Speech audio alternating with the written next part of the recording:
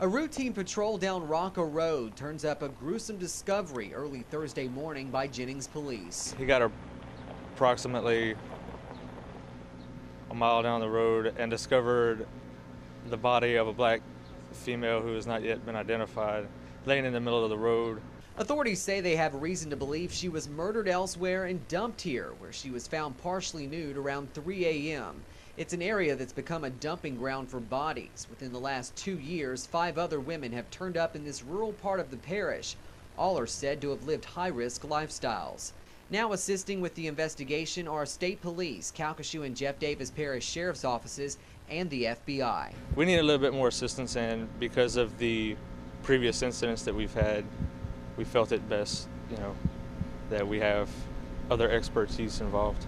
The discovery of the latest body comes as disturbing news to the family members of the other murdered women. They say there's no doubt in their minds that the murders are somehow connected. It's quite disturbing for a small town like this to have that many young women murdered. There's no other word but murdered, and just dumped like they're nobodies. Mona Collier's niece, Kristen Gary Lopez, was discovered in the Petitjean Canal in March of 2007. She was 21 years old. We like to put closure to this. Our family is hurting and breaking. My father just passed away. We're going to bury him in an hour. And he had to leave this world not knowing who did this to his granddaughter. So it hurts. It hurts a lot. As the dust settles on Rocca Road, Collier hopes authorities can find the link to stop the killings. There's a connection somewheres. I really believe there's a connection somewheres.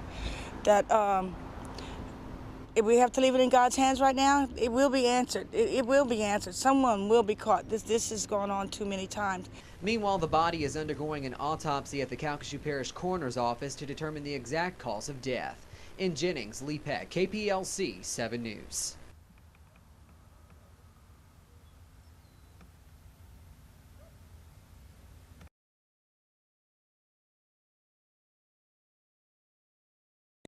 Lee, despite everyone's gut feeling, there's still no confirmation that the woman's body found yesterday is that of Brittany Gary. While we have confirmed an autopsy was performed today, those results are still pending. Investigators resumed combing the field off Highway 1126, where a body was found Saturday afternoon.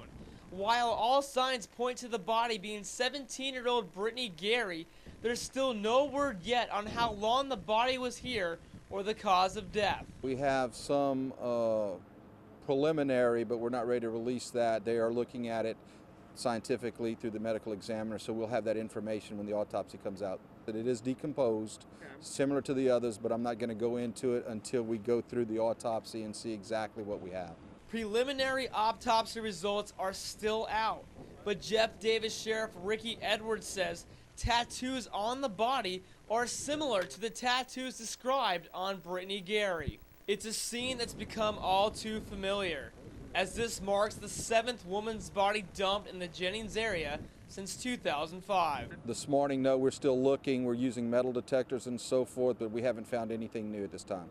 Investigators leave after processing the scene, and while they wouldn't say if they found anything, we do know they now have Brittany's cell phone records and possibly her phone. We do have one call that was made apparently right during the disappearance. After that, we have a lot of calls to it, not from the phone.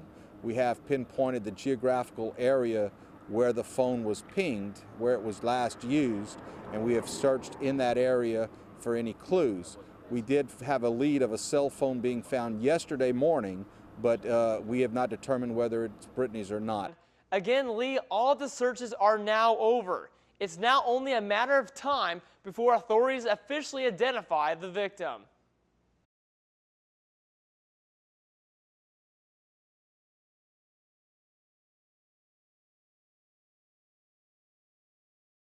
That's right, Cynthia. Since the new tipster line was announced at yesterday's press conference announcing the new permanent task force, Sheriff Ricky Edwards says they've received at least 5 important phone calls, and they're conducting several interviews today. But the families of the victims maintain it's too little too late. Tonight, we take a look back at what's happened since 2005. 3 days after Loretta Lynn Chesson disappeared, Her partially nude body was found floating in the Grand Marais drainage canal by fishermen on May 20th, 2005.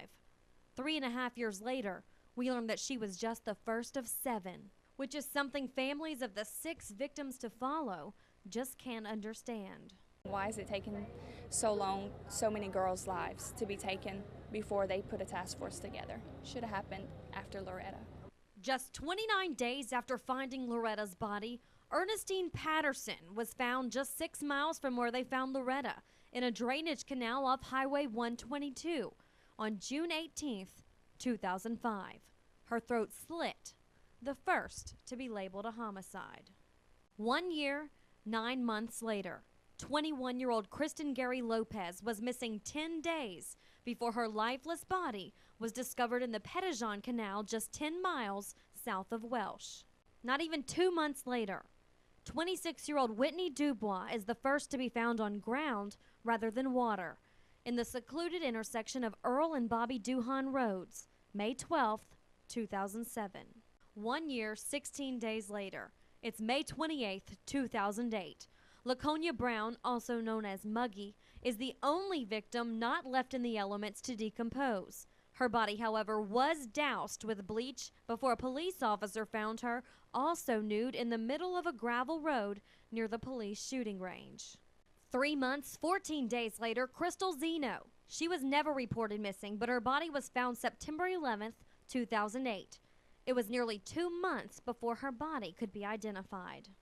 Just 2 months after finding Zeno, 17-year-old Brittany Gary, who's cousins with the third victim, Kristen Gary, was last seen here, buying minutes for her prepaid cell phone on November 2nd. She was found 13 days later in a patch of high grass off Keystone Road, which brings us to right now. None. No answers whatsoever. No help, no phone calls. Families of the victims still left in the dark, a frightened community filled with mistrust. Once we get the truth, then we can bring the individual or individuals to justice.